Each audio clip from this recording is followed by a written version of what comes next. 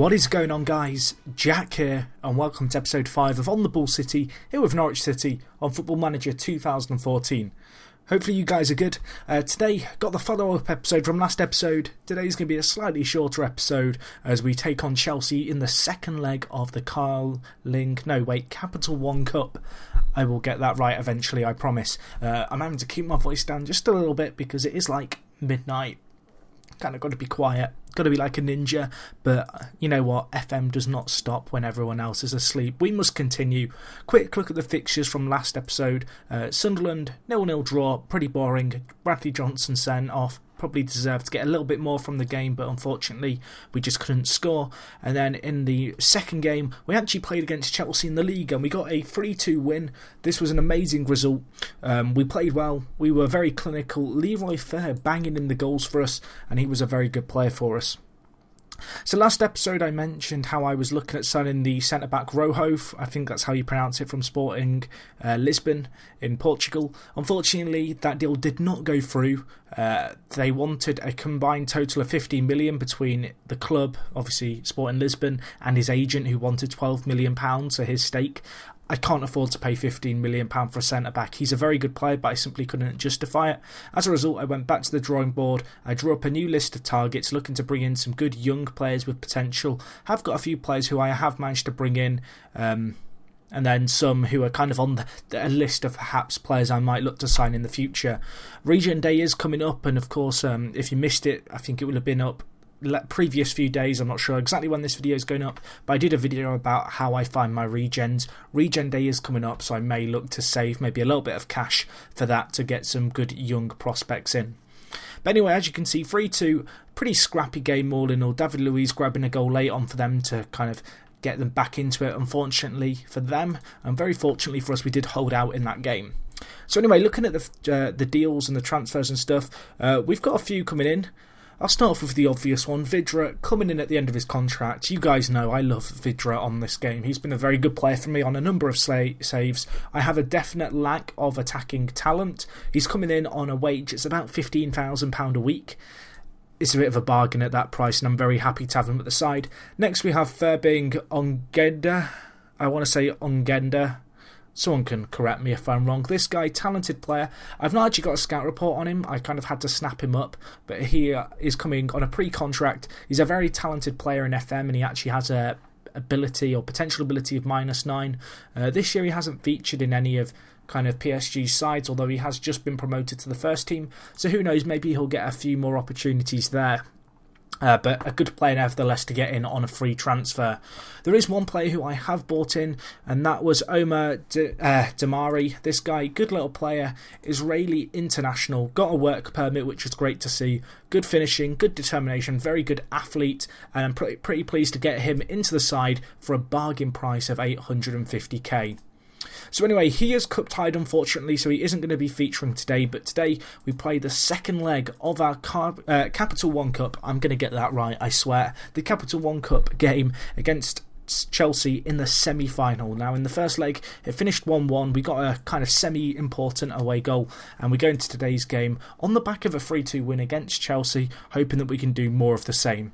Leroy Fer was a big influential part of the game when we played against Chelsea in the league, grabbing 2 goals from midfield. Hopefully he can have an equally good impact today, and we're going to stick with the philosophy that worked well for us when we were playing at home against Chelsea, and that was playing attacking football from the off. And in fact, it's worked pretty well. I think the combination of playing attacking whilst keeping 3 centre-backs kind of gives the club defensive coverage, but also allows me to commit a few men to the attack. So rather than playing on the counter-attack and maybe creating limited opportunities, and playing a little bit more attacking, but at the same time playing fairly conservatively, it's aided us quite nicely. Anyway, first chance here, Danny Bath giving away the ball. Demba Ba, you've got to stop him from running at us. Long shot, he's wasted it.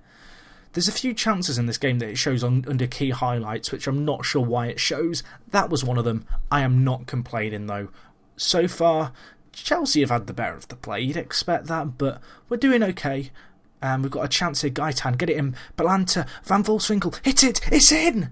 1-0. 2-1 up on aggregate. Let's go, boys. Against the run of play, but we have done it there from a set piece. Van Volswinkel grabbing his 11th goal of the season, and we take a lead into half time.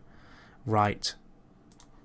Let's just infuse the team with energy. Let's tell them how well they're doing. Playing very well here. We are 45 minutes away from a trip to Wembley. Let's see how we get on here. Almanda.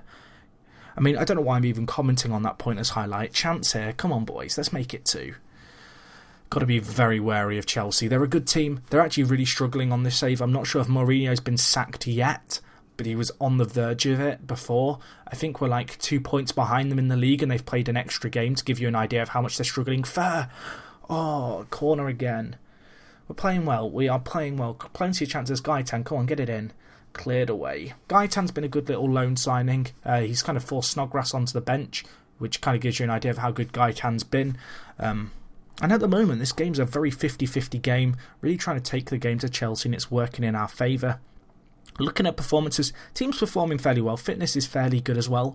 So I'm not actually going to make any changes at the moment. Maybe if an injury springs up or if we've got time to kill near the end of the game, I might change my mind on that one. I'm contemplating switching to counter-attack, but I'm going to resist the urge. 8 minutes left to hold on. No, I'm not making a change. Corner, Gaitan, back post, Mikel, Basong, fair. It's hit the post. Petr Cech with an insane save. We are hammering on Chelsea's door. We have certainly not gone for the smash and grab that I went for in the first leg. We are putting up a fight here. 5 minutes. Come on, boys. 2 minutes left. 2 minutes left to cling on and a highlight emerges. This does not fill me with hope. Gaitan, go on. Oh, he's missed a sitter. We've created so many chances here. Come on, boys, 30 seconds for a trip to Wembley. I'm hoping West Ham are going to beat United, because United are going to be a lot harder, I feel, than Chelsea. I say this now, Chelsea could still score. Get it out. Get it. Not there. Come on. Get it out. Get it out. That'll do.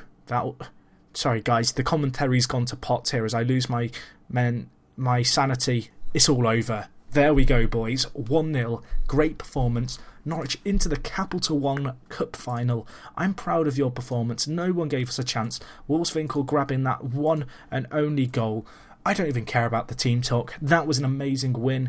Chelsea did not have a clear-cut chance. Our back three held firm, and we are way on our way to Wembley. Right.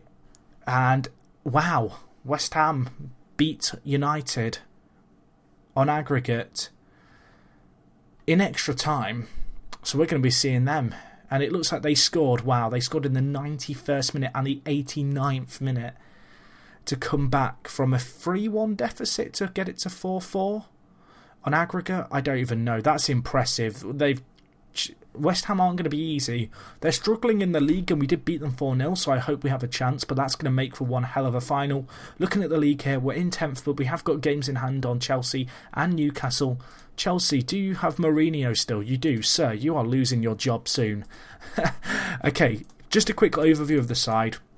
I promised this last episode it is a little bit late, so I'm a bit hesitant to talk for too long, too loud whilst I'm home. Obviously, when I'm at uni, it's amazing because I can do commentaries at like 3 a.m. if I feel like it.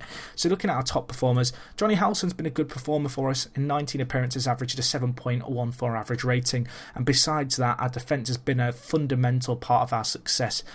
Good solid spine to the side. Basong, Leroy Fer, Bath, Bradley Johnson and Balanta are all featuring very highly up there. Obviously all very good players who play a defensive element in our tactic in terms of being that core of our side. Danny Bath's been an amazing player for us this year. 24 appearances this guy's made, and he has played very well for a £750,000 signing as part of a back three, which initially wasn't my plan for the season. He's also improved a lot, which is good to see, and the fact he's English is just an added bonus. So that's that. Looking at top goal scorers, you can see here Van Wolfswinkel's got 11. Cherry has got 5 in 7, although a lot of them have come in the League Cup against weaker opposition. Almanda and Hooper have also contributed, potentially looking to sell Hooper if I can this window. Got a fairly high value, and I feel like with some of the options I brought in, he's probably not going to be as influential and, I guess, important in our team, and he's certainly not really impressed me so far this season. But anyway, that's the team, that's how we've been performing. This has been my preferred starting lineup that you can see here. It's actually served us very well. Gaitan's done well. him and Snodgrass have really been dueling it out for that spot at centre attacking mid, but for now Gaitan is holding that position in the side. Good to see our team's fairly young, perhaps with the exception of Almander. To only have one player above the age of 30 is pretty decent, and to have just one player aged 28 in Russell Martin and then a few 27-year-olds. It's good to see a young team, still looking to add a little bit more of a younger spine to our side. In terms of top youth prospects, Cherry, as I mentioned, has been scoring in the League Cup. He's actually improved a fair bit and he's looking like a very good player for us, and he's also been called up to the Italy under-21 side, which is good to see. So yeah, guys, that wraps things up for today. I'm not sure when the next episode's going to be. I think it'll probably be the League Cup final, to be honest. That's going to be a massive game for us, and that's kind of, whilst the League Cup wasn't a priority for me, given the fact we're going along quite solidly in the league, it'd be absolutely amazing to get some silverware in our first season. So yeah, guys, that wraps things up for today. Hopefully you've enjoyed the episode. As always, if you did, smash the like button. I can't even get my words out now because I'm trying to whisper. And other than that, guys, it is me, Jack, and I'll talk to you guys in a bit. I'm out.